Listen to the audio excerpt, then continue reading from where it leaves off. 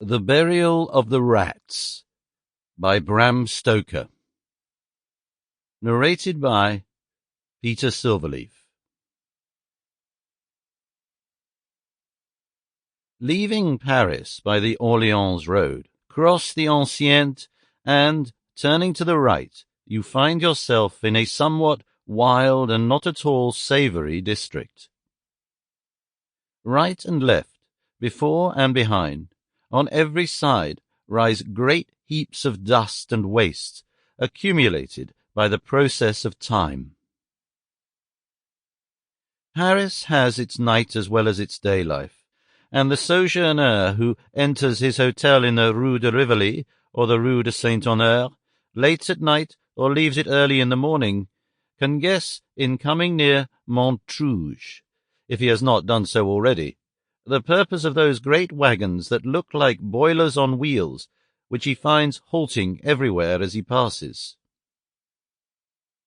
Every city has its peculiar institutions, created out of its own needs, and one of the most notable institutions of Paris is its rag-picking population.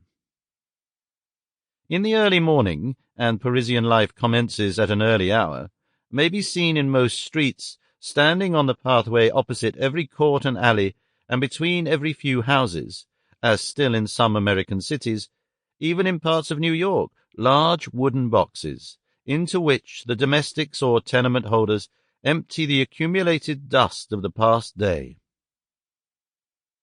Round these boxes gather and pass on, when the work is done, to fresh fields of labour and pastures new, squalid, hungry-looking men and women, the implements of whose craft consist of a coarse bag or basket slung over the shoulder, and a little rake with which they turn over and probe and examine in the minutest manner the dustbins. They pick up and deposit in their baskets, by aid of their rakes, whatever they may find, with the same facility as a Chinaman uses his chopsticks. Paris is a city of centralization, and centralization and classification are closely allied. In the early times, when centralization is becoming a fact, its forerunner is classification. All things which are similar or analogous become grouped together, and from the grouping of groups rises one whole or central point.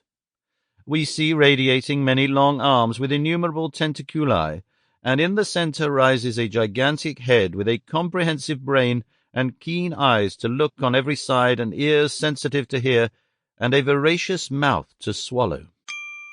Sample complete. Ready to continue?